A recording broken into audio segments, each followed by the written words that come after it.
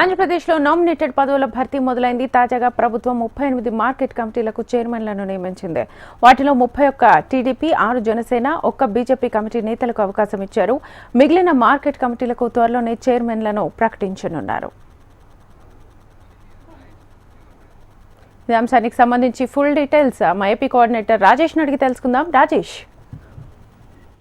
ఏపీలో నామినేటెడ్ పదవులకు సంబంధించిన ప్రకటనలు మొదలైనవి. అయితే కూటమి ప్రభుత్వం ఏర్పడిన దగ్గర నుంచి కూడా కూటమికి సంబంధించిన 3 పార్టీలకు సంబంధించిన నేతలు కూడా నామినేటెడ్ పదవుల కోసం ఎదురు చూపులు చూస్తున్నారు. ఈ తరుణంలో మార్కెట్ యార్డ్ కమిటీ చైర్మన్ పదవులను ఇప్పటికే గత వారంలో చూసుకుంటే 43 మార్కెట్ యార్డ్ కమిటీలకు సంబంధించి చైర్మన్ పదవులను ప్రకటించింది. అయితే ఈ రోజు చూసుకుంటే 38 చైర్మన్ ప్రకటించింది. అయితే ప్రధానంగా చూసుకుంటే మార్కెట్ యార్డ్ కమిటీలే కాకుండా రాష్ట్రంలో కూటమి ప్రభుత్వం ఏర్పడ్డాక పెద్ద సంఖ్యలో పదవులను ఇవ్వాలన్న నేపథ్యంలో అనేక గతంలో ఏ చైర్మన్ పదవి, ఏ పోస్టులు, ఏ దేవాదాయ శాఖ పదవులు కావాలన్నా నేరుగా నాయకుడు ఎవరు అనుకుంటే వారిని ఆ పదవిలో కూర్చోబెట్టే అవకాశం ఉంది. అయితే ప్రస్తుతం కూటమి ప్రభుత్వం అధికారంలోకి వచ్చినాక ఈ దఫా పనిచేసిన కార్యకర్తలకు కింద స్థాయి కార్యకర్త నుంచి పై స్థాయి వరకు ఏ పదవి అనుభవించాలన్నా ఖచ్చితంగా సర్వే నిర్వహించాలి. ఖచ్చితంగా వారికి మద్దతు ఎంతమంది ప్రకటన చేస్తారో ఆ పదవికి సంబంధించి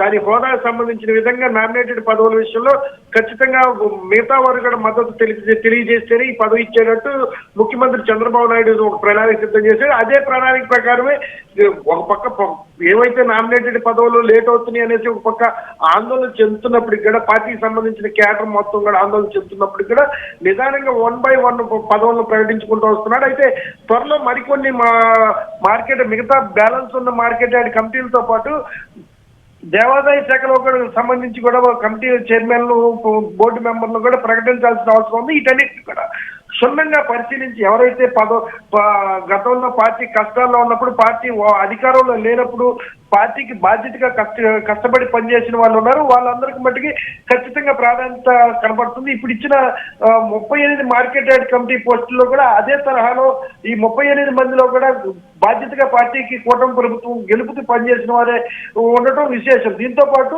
ఈ రోజు ప్రకటించిన 38 పోస్టుల్లో 31 టీడీపీకి, 6 జనసేనకు, 1 బీజేపీకి మార్కెట్ యార్డ్ కమిటీ చైర్మన్ ప్రకటన చేశారు. అయితే ఈ అన్ని కూడా ఏదైతే కూటమి ప్రభుత్వంలో కష్టపడి పనిచేసిన నాయకులు ఎవరైతే ఉన్నారో ఏ ఒక్కరిని కూడా వీరుకోనికుండా, ఎవరిని ఇబ్బంది పెట్టకుండా ఖచ్చితంగా వాళ్ళకు తగిన గుర్తింపు పార్టీ ఇస్తారన్న మాటను నిలబెట్టుకునే దిశగానే ముందుకు వెళ్తుంది శ్వేత.